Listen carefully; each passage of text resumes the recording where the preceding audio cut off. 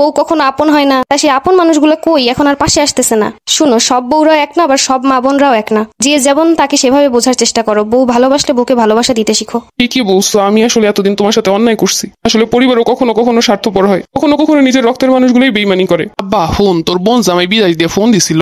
হ্যাঁ, আর একটা জমি পছন্দ হয়েছে, জমিটা নাকি কিনবো। তা কিনবে, সমস্যা কি? সমস্যা হইলো ভাই, এর কাছে যা টাকা আছে তাই দিয়ে হইব না। জমিটা এখন কিনে রাখতে পারলে অনেক ভালো হইতো। আর ওর কাছে টাকা তো থাকবো না, বাড়ি দিয়ে এইটা সেইটা চাইবো আনে, পরে কিনে কিনে পাঠাইবো আনে। জমিটা কিনে রাখলেও নিজেকে কিছু একটা থাকলো। আব্বা তুই 4-5 লাখ টাকা দে। আচ্ছা সমস্যা নাই, আমি ম্যানেজ করে দিব মনে। আমি জানতাম আমার বাড়ি থাকতে আর কোনো টেনশন নাই। একটা কথা আছে, তোমার আব্বারে কবা আমার 3 লাখ টাকা লাগবো, আবার পরে টাকা পয়সা হইলে দিয়ে দিবো। কি বলো এইগুলো? আব্বা এখন টাকা কোথা দিয়ে পাইবো? তা আবার 3-4 লাখ? কিছুদিন আগে তো তোমার 2 লক্ষ টাকা দিল। ওরা তো আমি বাইক কিনছি, বাইক কেনার সময় 2 লাখ টাকা শর্ট পড়ছিল, তাই তোমার বাপের কাছ থেকে আনতে কইলাম। কিন্তু এটা তো কইছিলা তুমি যখন টাকা হইব দিয়ে দিবা। বাবা ভালোই তো, মাইয়া জামাই একটা গাড়ি কিনছে, 2 লাখ টাকা শর্ট পড়ছে, এটা দিব, এটা আবার তারপরে দিয়ে দেওয়া লাগবো।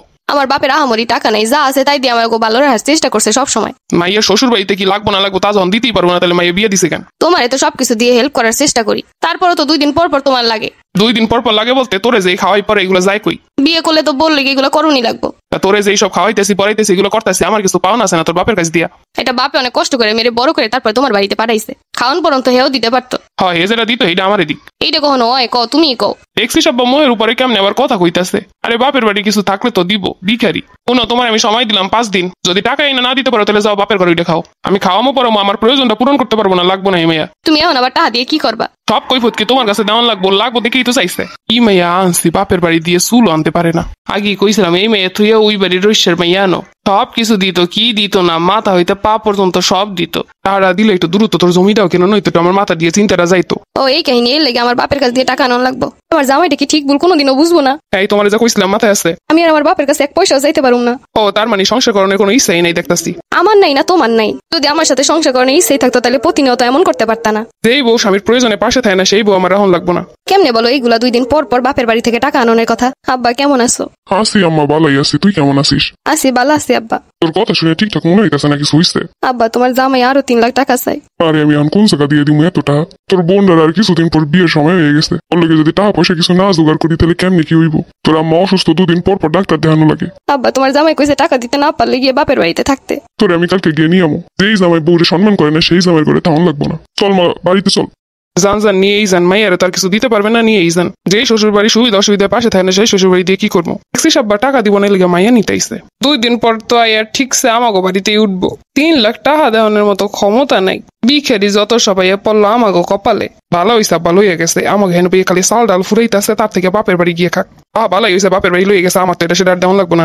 আমার ব্যবসার এত বড় লস, আমি কেমনি ঘুরে দাঁড়ামো? সব পুইটা ছাই হয়ে গেল, আমার ব্যবসা শেষ। আব্বা তোর বোন জামাই আছে কালকা, বড় একটা মাছ লইয়াবি আর বেশি বেশি মাংস লইয়াবি, বুঝছো? তুই তো জানিস ওর জামাই মাছ মাংস ছাড়া খায় না। আম্মা আমার ব্যবসা শেষ, একদম সব ধুলাই মিশে গেছে। আমি আরো তোমার কাছে আইসি কইতে, এখন আমার জামাই দিতেছে না, কত লস হইব এত আমি জানতাম। এগুলো কি কইতেছে? আমি যা কিছু করি সবকিছু তো তোগুলো গিয়ে করি। আজ পর্যন্ত যা চাইছো কোনোদিন না করছি?